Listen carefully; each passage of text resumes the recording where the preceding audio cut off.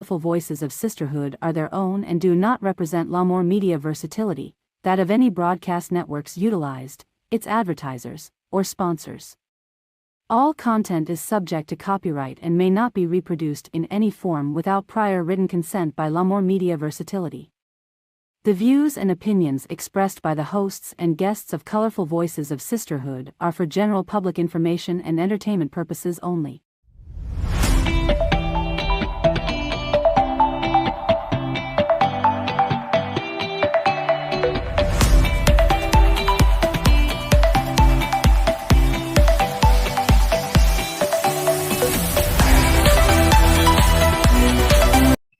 Welcome back to our show, The Colorful Voices of Sisterhood. The topic for today is about AAPI, Asian American and Pacific Islanders, and we have a very special guest. Her name is Dr. Rosita B. Lee. And I will go ahead and introduce her, ladies. I mean, believe me, I tried to shrink her bio, but this is what I got here. Okay? Yes. She's a former White House Commissioner. Rosita Villanueva Lee served on President Barack Obama's advisory board on Asian Americans and Pacific Islanders for 4 years. Prior to that, she was the governor of Nevada, Bob Miller, as his special assistant, the first Filipina, first Asian Pacific person to be in the governor's office in the history of the state. Another first was when she was in Hawaii. The Hawaii governor had appointed her to the Commission on the Status of Women, the first Filipina to that commission. In Las Vegas, Manang Rosita spearheaded educational workshops and rallies, held town hall meetings, and summits for the AAPI communities. She helped organize 1,000 people rallies advocating comprehensive immigration reform, facilitated free screening of hepatitis B, walked the halls of Congress knocking on doors of senators and representatives seeking support for the World War II Filipino Veterans Equity Bill and Congressional Medal of Honor for them. She is an ordained pastor. She is an recognized educational recipient of an honorary doctoral degree in the humanities from the United Graduate College and Seminary International. Dr. Lee is also the national liaison of Civility for All in the Global iChange Nations organization under the leadership of HRH Team Clyde Rivers. And recently, she received the honor of having a street named after her. That's awesome. Wow. Welcome, awesome. Dr. Rosita B. Lee, and yes, this is such an honor to have you with us. Thank you. How are you doing? I'm doing fine, thank you. Early in the morning here in Las Vegas. 3 hours ahead, yes. Well, definitely, you are a trailblazer. I'm very proud of your accomplishments. I'm sure it was a difficult road for you, especially being the first. But good for you for making it through that and continuing to make a difference. Yes, definitely have paved the way for us. Definitely have paved. Oh, gosh. Thank you. Once again, welcome to our show. Educate us today how AAPI gets started. The question again is about the AAPIs. Just how AAPI gets started. All right, it started actually way back in the 50s, when at that time Congress was considering honoring the Asian American and Pacific Islanders, but it was not, and they had to go through the process, as you well know. There's always a process to get something done in Congress, and it took many years before the Asian Americans Pacific Islander Heritage Month was actually formed and it actually passed Congress. And it was in 1992 when President Bush signed the bill saying that there would be this month to honor the Asian Americans and Pacific Islanders. Well, so you played an integral role in making sure this took place. You know, I can barely hear you, but you're saying that I played a role?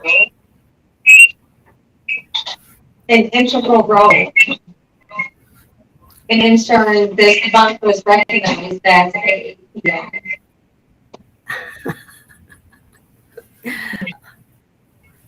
I'm going to answer the questions as best as I can, hearing you. Apparently, we're having some technical problems and getting some feedback. Would you like to repeat that question again?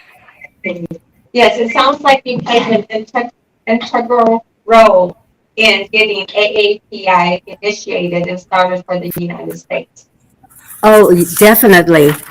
For as long as I can remember, working with members of Congress, we would have to educate them about what we're all about. And a lot of this is educating people and educating the powers that be that are going to take a vote on it. And so, yes, I'm very vocal. I like to be involved. I've always been involved. I believe that you must speak up in order for others to understand what your beliefs are, in order to understand what you feel the community needs. And so I've always had that attitude about me to speak up and to say what is right for the people. Amen. That's good. So what kind of challenges did you face, especially being the first one to initiate? Well, the challenge is, yes, the challenge is that not too many people actually educate themselves about the different cultures here in America. There are many people in Congress, even to this day, do not know about us, about the Asian Americans. Because maybe they're so busy, they don't care to know about their neighbors. And so I have to say this, they're ignorant. They're ignorant about the different cultures that make up America today. And so it's our role to educate. And that's what I love doing. I've always wanted to be a teacher when I was a kid, and I'm forever teaching. That's great. Mana, now I told you guys earlier that Mana is what we call it our elder sister. So I'm gonna call her Mana because I've known her for quite a while. So my question, Mana, is as Asian Americans and Pacific Islanders have played vital roles in shaping the nation, right? But in the history of the U.S., what are some of the contributions of the AAPI? There are many, many contributions because we have a lot of inventors. We have doctors, we have professionals, we have teachers. As a matter of fact, some of the things that we're using today, I understand, were created by Asians and specifically by Filipinos. I'm so proud about the Filipino intelligentsia because we are such an intelligent group. We have doctors who are all over the world. As you well know, the diaspora is huge, and we have doctors in almost every country, and we have nurses in every country. We have teachers right here in Las Vegas, for instance. We have about 220 teachers that have come from the Philippines, and they have been hired by our school district to teach our young people because we have a lack of teachers here. Many, many things. Are they allowed to teach the culture? Are they allowed to teach the culture? Actually, there are some restrictions. The time that they spend in the classroom is to teach the subject matter. And if within that subject matter, they can interject some of the culture, they certainly will. And I'm really glad that that is happening among our teachers. Mm-hmm. That's great. Because I think it gives us the chance to learn about each other's culture when we have time to interject it in there in all the settings. I'm sorry, I I could feel not like hear it you. gives You were them a coming through, chance Garth. to be able to learn about the different cultures, and they allow the cultures to be taught in the school. So it gives us a chance to know the importance of all of us. Oh, Yes. yes. It's definitely important for all of us to get to know the other cultures that are living amongst us. And you know, I'm just going to go ahead now and just talk about our Asian American and Pacific Islander, Yeah. how important it is. Did you know, and very few people know what comprises the Asian American and Pacific Islanders. We usually think, okay, they're Japanese, they're Chinese, they're Filipino, maybe Vietnamese, Koreans. But are you aware that our Asian American Pacific Islanders also includes Armenia, people from Armenia, from Bahrain, from Cyprus, from Iraq, Israel, Kuwait, Lebanon, Palestine. It's amazing. Not very many people realize that. We're so used to the Asian Americans, the Pacific Islanders, Hawaiians, Samoans, the Tongans, the Fijians. And those are the dances and those are the cultures that are presented during the month of May when this was first introduced into Congress and then passed by Congress. And so it is up to us to educate people about the whole picture, the big picture of who makes up the Asian Americans and Pacific Islanders. And did you know that back in 1587, the Filipinos were among the very first to immigrate from the Philippines? They landed in California. Actually, the reason why they landed there is that they jumped ship. They were on the Spanish galleons to work, and they decided to see the land, and then they jumped ship and made California their home. At that time, I believe California was still under the Mexican rule. They also landed in Louisiana, and so the Filipinos in Louisiana lived in the bayous, and there they went into the shrimp business because there's a lot of shrimp in Louisiana, in the Louisiana waters. And I feel very strongly that that's where our seasoning, which is the bagoong, we call that the bagoong, and it's made there. And it's a paste, a shrimp paste that we use, and I especially like to use it with green mangoes. I eat that. Yeah. Yeah. So there's so many things to know about the Asians, and it's wonderful that we can talk about it. And it's wonderful that Congress actually did stipulate that they would celebrate us during the month of May. So what do you see happening up at Capitol Hill? What do you see them doing up at Capitol Hill to recognize the month On of Capitol May? Hill, in the month of May, they have so many summits going on right now.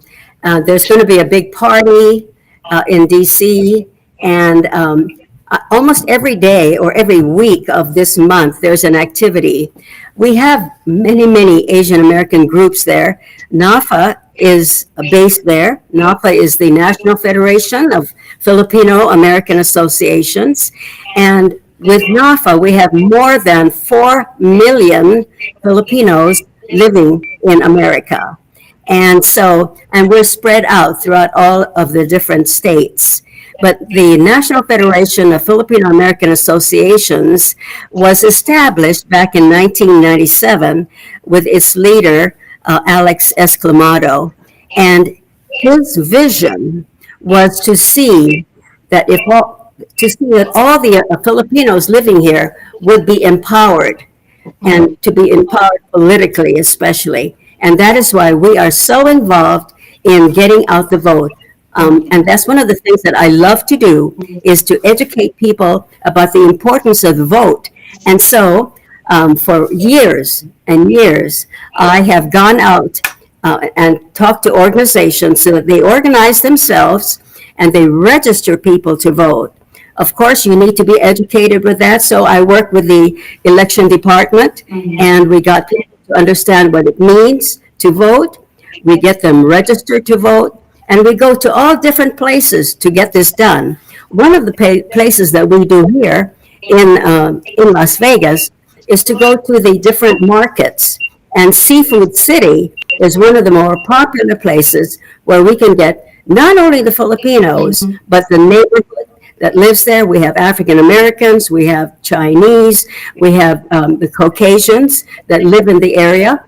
And now that we have the Seafood Cities here, they allow us to be in their stores to register people to vote. And we do that every day. We have groups that are stationed there and they register the people. And then we have to educate them. We're on television, we're on print, we do what we can to let the public know we are nonpartisan. And that's very important to us. We have to be, and we are, and we believe in being nonpartisan. When you're nonpartisan, you can talk about all of the ideas, all of the ideals that both parties have. And also, of course, we have the liberals. But you know, I have found that when people come to the markets, for instance, and we go up to them, we ask them, we have our pads. We carry our pads. I'll never forget that. Clipboards. And they see us coming and they try to run away. But we follow them. So, Ma'am, and we say, since can we that go you have shopping? lived here, since that you have lived here longer in the United Well, States yeah. or in America, what challenges did you face as being an Asian woman? Oh. Or should I say, challenges for AAPI women in the U.S.? All right.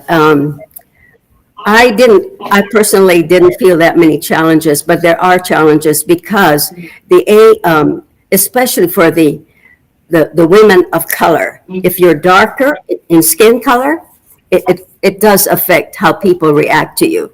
And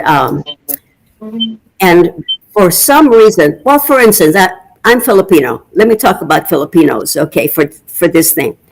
Because my skin is darker, I'm what they call kayumangi, darker skin. And then there's a lighter skinned Filipino, right? And so that's the part where I felt some prejudice because the lighter skinned women as a child, and then growing up in my teens, being exposed to some Filipinos who were lighter skinned, for some reason they felt superior to me because I was darker skinned. And so naturally you try to clean your face, wash your body to see if you can get any lighter to be accepted, right? As a child, you don't know these things, but that's a challenge. So if I find it a challenge in our community, what about the others where the whiter you are, supposedly the better you are, but it's not true. Does that answer it? Oh, yes. Yes. And I'm glad you say that. And I think it's important for us to really say what AAPI is. You know, what does AAPI stand for? You know, we keep saying AAPI, there's probably listeners that don't know what it means. So it's American Asian Pacific Island.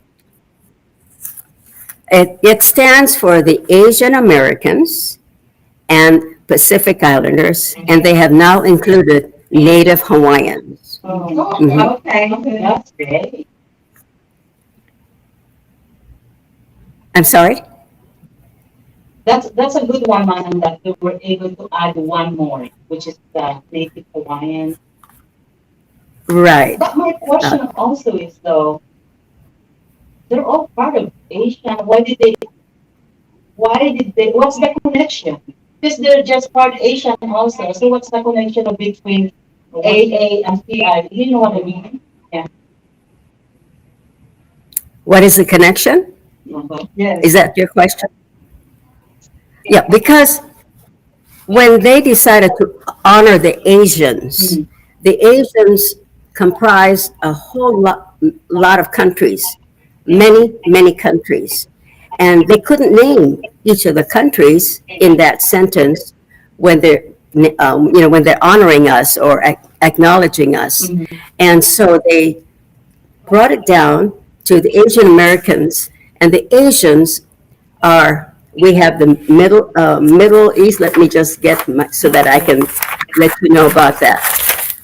We have the, oh, I was writing and writing and writing. We have the East Asians, the West Asians, we have the Southeast Asians, we have Central Asians. So let me just go through that really quick. It includes Native Hawaiians, Samoan, Tahitians, Guamanians, Fijians.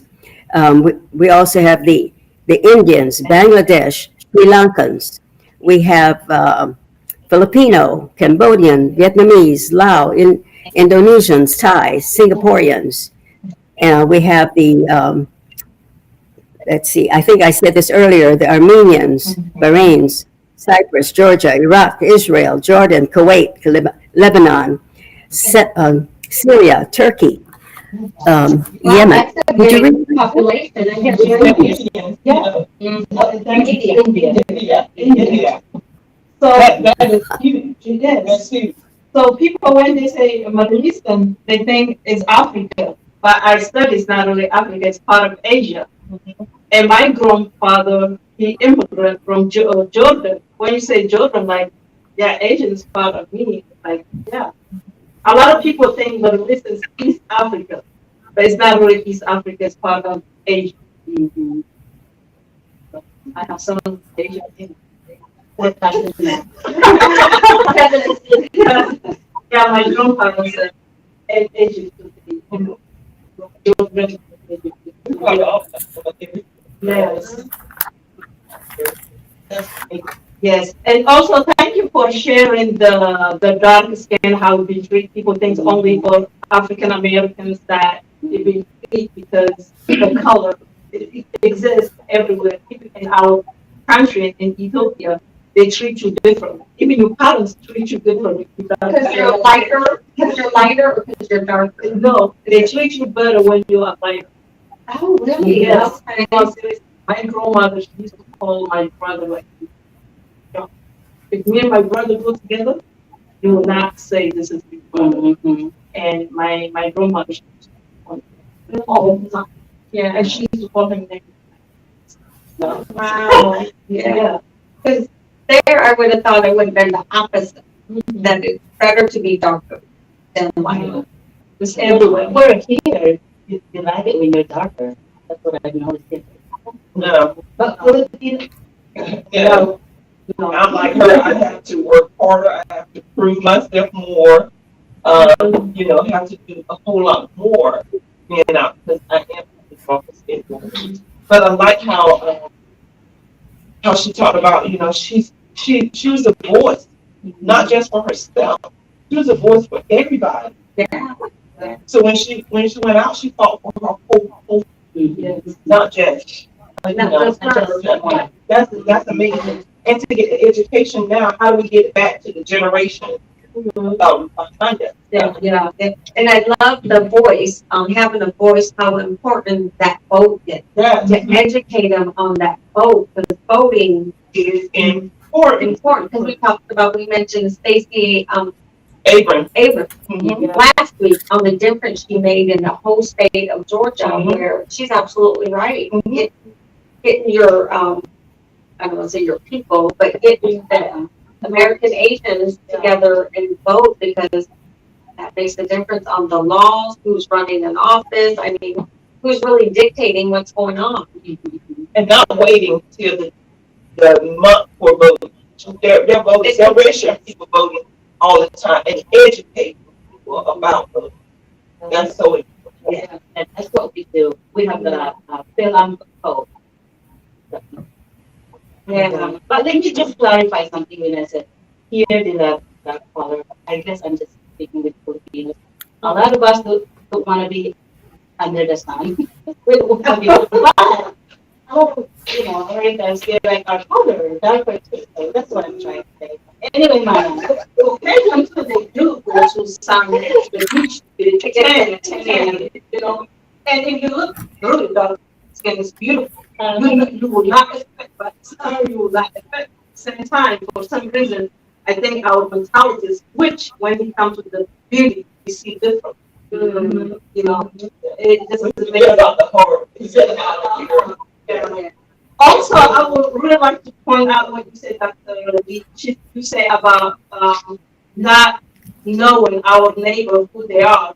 And I think Asia and Africa, we have some similarities that we go to our neighbor. Sometimes you like, we don't get invited. We just go, say hi, how you doing? You bring food, or if they have food, you go. You're just making food. It's like your house. So I think it's very important for Americans to adapt to the love, the care we have for one another as neighbors. And we really like, sometimes I want to go to neighbor people like taking food. I just get like, why you here? You know, just that the culture that and here in the United States they have from another country. But as we are immigrants, we have that what we hold dear. That's the value that humanity and us. And it is very important for people to love one another. Yes. So we are respecting each other's culture. Culture, you know, we are learned, you know, to respect the culture because that's what they do. You know, I may not eat God, who's not that yellow, but that doesn't mean that we can't, you know, be together. Yeah. It's just kind of understanding and knowing the culture. Now that exchanging. It's like it's exchanging. You know, yeah, we have to have the boundary to not cross people to know one another. But again, American, African, or a lot of immigrants have similarities in the love that we kind of open the door to people. We are family oriented. Yes. And I think that's what makes it unique for being in America is you have all these different cultures that bring that uniqueness to America. So I would really love to know what did the American Asian or Pacific Islanders, what uniqueness did they bring here to America that is just so American that people don't realize that it came from the islands or from Asia. Okay, Manang.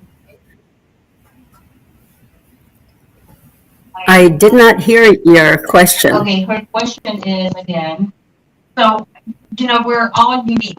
Our cultures have a uniqueness that brings it to America that makes America different. So what did American Asians or bring to America now consider so American that people don't realize it came from the Asian culture? I'm so sorry, ladies, but you're coming through garbled. You cannot repeat one more time.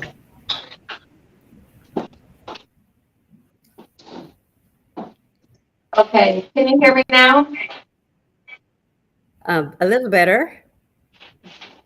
So there's a I, that cultures bring to America that makes America so special because we have all these different cultures. So what has, you know, American Asians or Pacific Islanders bring to America that is so ingrained in America that people don't realize that's where it came from? it is, and this is what I'd like to express. It is our, for the Hawaiian people, for the Pacific Islanders, what we bring is the aloha spirit. Aloha meaning, and I'll express that, the first three letters of that word, A-L-O, means in each other's presence, face to face. And the last two letters, H-A, is ha, which is the breath of life.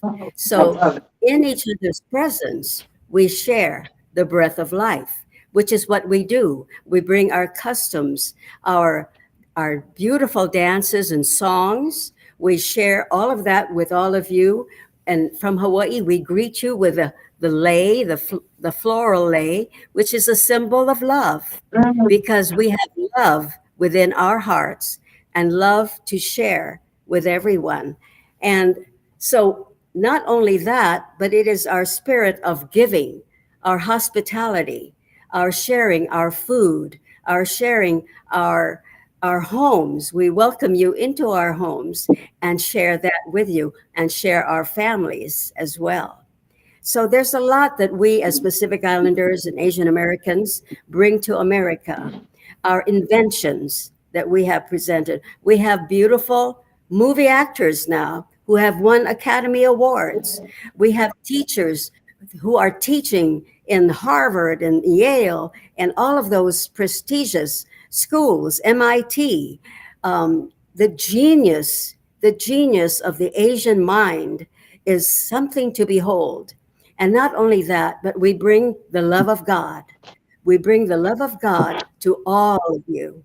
And that is why one of my, I am a pastor, but one of the things that I like to share with everyone now, and it is a priority, is to bring out civility amongst all the people, because we all can share civility, and that is the health, communication health. And so what I do is we go out and we have workshops, we have meetings, we talk about civility amongst ourselves, and especially among the legislators. I was in Carson City here in Nevada with the legislative session, during the legislative session, and I could see that we really need to practice civility amongst ourselves, because we need that love, that ability to have dialogue. Even though we might have differences, we can sit down and have calm and have dialogue one with the other. And so that has been my priority, to spread that around the world, not only in Nevada, but throughout the world globally.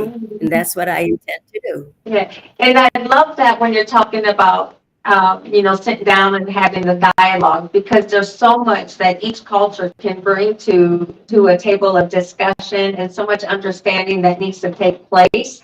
So I think Yes. every chance you have an opportunity to talk about your culture, I mean, people around you want to know it and hear it. I know I do. Yes. There's so much to share. There There really so is. much to share. And I loved listening about the indigenous people the last week from you when you were explaining that. And that was wonderful. I haven't had a chance to hear the other women, but I do kudos to all of you for having this program so that we can understand one another better. And thank you to Agnes for inviting me. That's awesome. That's awesome. Yeah, thank you. But I have one more question, Manang. During your service under President Barack Obama's administration, I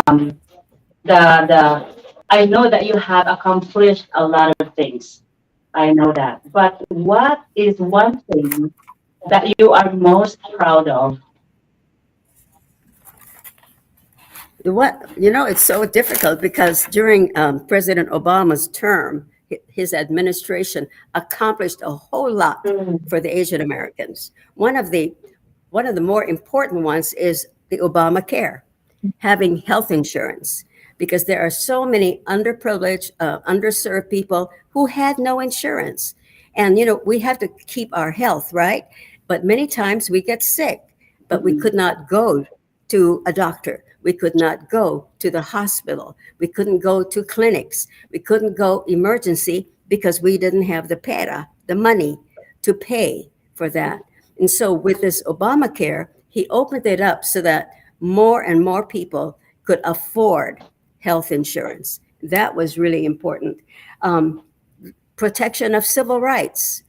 He made sure during his administration that we, people of color, Asian Americans, African Americans, the whites, that we had the ability to be able to know that our rights as American citizens or as people living here in America had rights to live fully, to live in health, to live in good spirit, and to know that we have the protection. So, gosh, let's see, what else did we have? Expand. We expanded the healthcare. Oh, we also have, I can go on and on and on.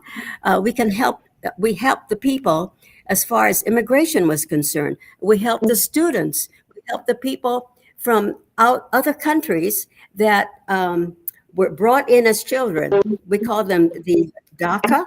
We brought them, made it allowable for them to stay and to get their education. And then we also help people to work towards getting their green card.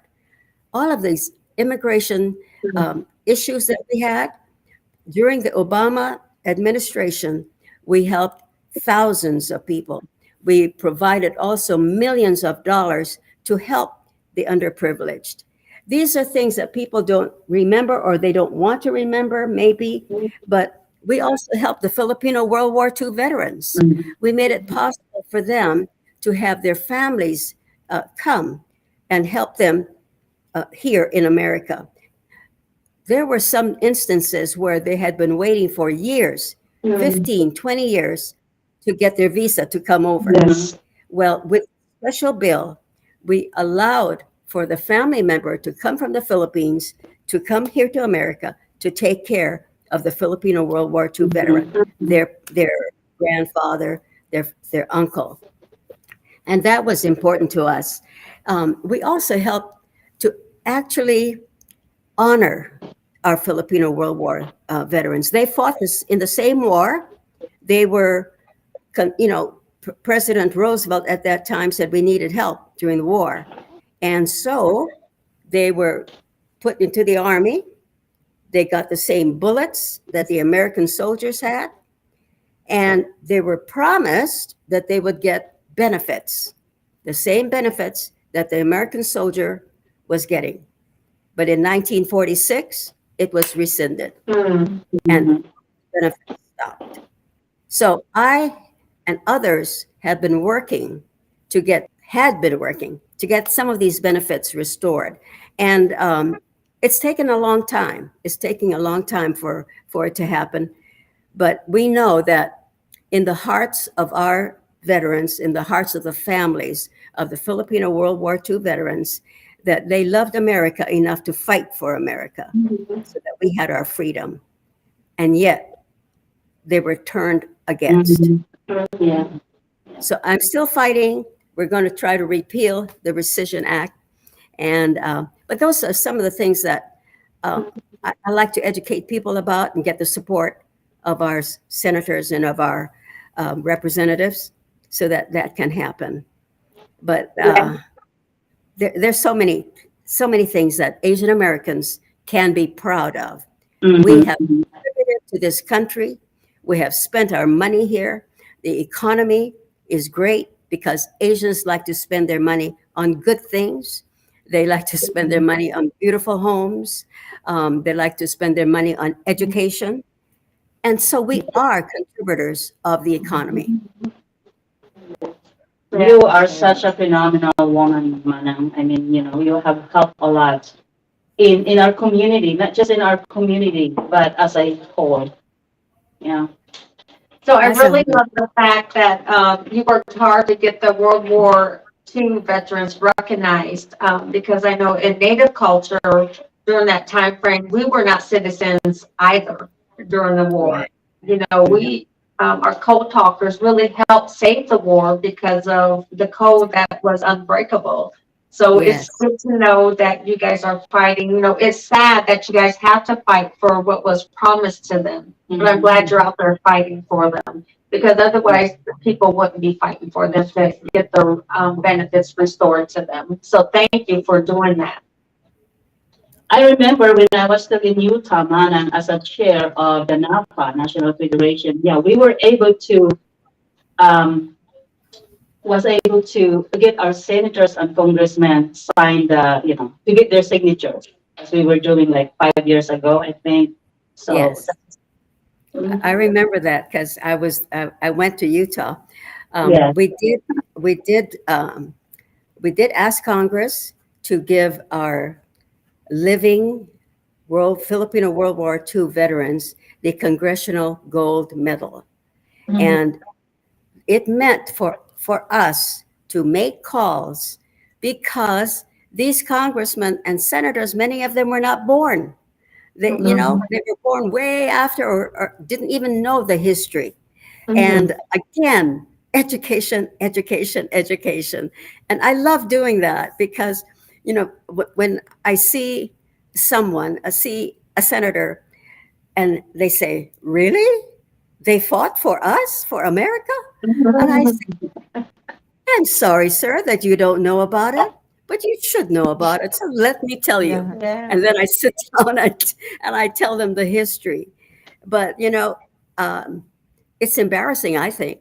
It's embarrassing that they don't know. Yeah. And so one of the things that I would like to see happen, and we are working on it on the Phil Vet rep that I belong to, the committee, we are putting that in the curriculum so that people will understand and the children will know more about how Filipinos helped in the World War II and made it possible for us to win the war in the Pacific. So that's important. I've lived a long time, but I'll continue to serve. I'll continue to do what I can, as long, and Heavenly Father is very good. Heavenly Father has given me good health Amen. so that I can do this. And I'm grateful for that. I'm really grateful for that. So what do you feel is probably your next challenge that you want to tackle? Well, like I said earlier, the next challenge is to get people to understand about civility, because it's so important, that we work together. Civility, after all, it's when you think about it, it's doing unto others as you would have them do unto you, right? And also following the commandment. The greatest commandment is to love God, love yourself, and your fellow man, your neighbor. And when you do that, and you really, truly, truly understand what love is, then you will have peace. And you will have peace in the workplace, you have peace in your family, you have peace wherever you go. And that's my challenge, is to get that education into the systems of education, the systems of government, the systems where people will hear, they will feel in their hearts and get to know to share the love of God. And that's what I'm all about. That's powerful. That's powerful. One more question, Mana. How does it feel to have your own street named after you? That came as a complete surprise to me. And I didn't know how to feel, to tell you the truth. I said, really? Because I saw it in paper when a friend had sent this record to me, and he asked me. He says, "Manang, is this you, Rosita Lee Avenue?" And I looked at it and I said, "Really? I didn't know." And then so we investigated and we found, yet yes, it is me that this street was being named after, and it was the Uncommons Development Company here wanted to name at least 5 streets for representatives of the Jewish community, the African American community, the school district, Asian American community, uh, Hispanic community. So I said, well, how did they choose me? I was really humbled. I was really humbled when I found out that it was me that they were naming the street for. And what they did is that they had gone to UNLV and they created a search committee. And the search committee then looked up records, interviewed people, made up lists and lists and lists of names for all of these communities. And they ended up, I guess, because my name came up so often and some of the things that I have done, and they chose me to represent the Asian American Pacific Islander. So I was very, very humbled by it. And I say, it's only God. It's really God that made that possible. It was, and I'm humbled by it. You're well deserved. Very deserving. I really like that community involvement.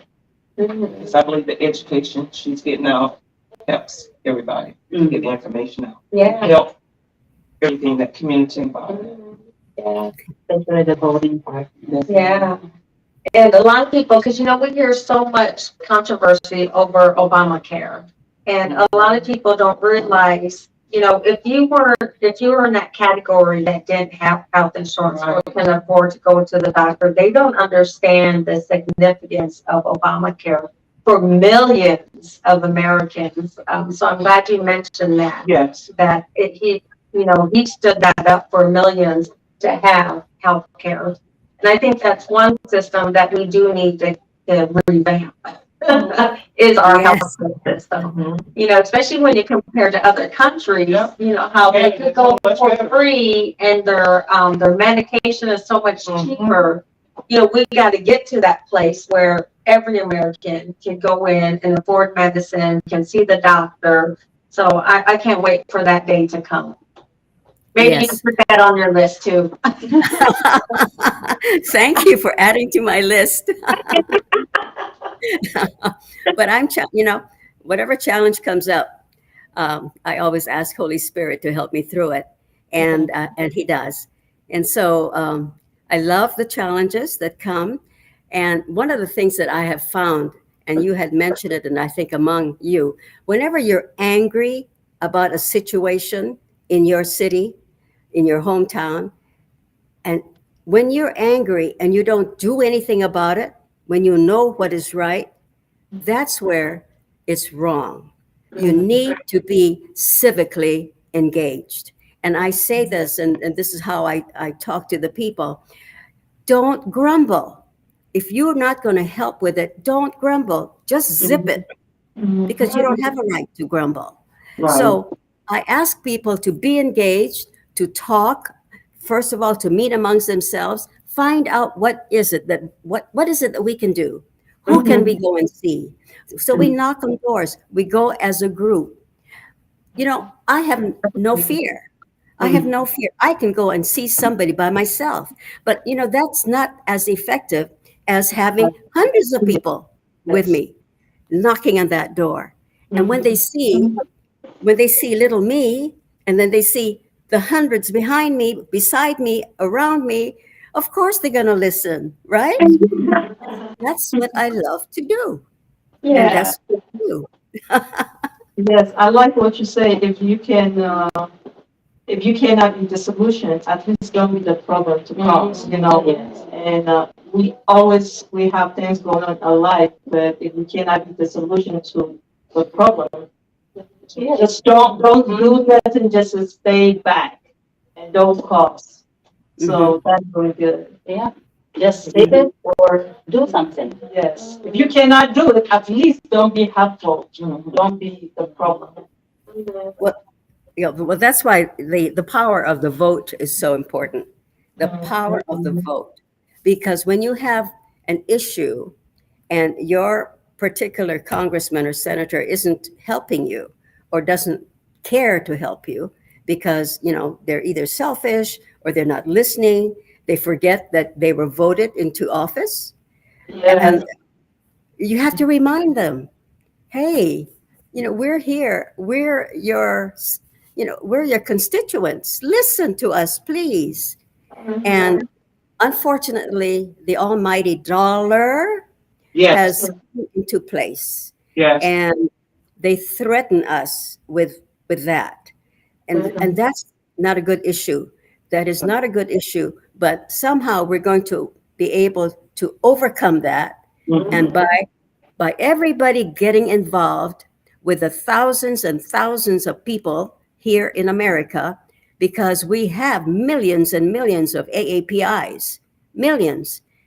And we have found out that in this particular case here in Nevada, it was because of the AAPIs, the Filipinos in particular, that helped to push this senator over the hill and win her battle and got into position. How do I know that? Because we look at statistics. We look at statistics. Disaggregation of numbers of all of the AAPIs is very important.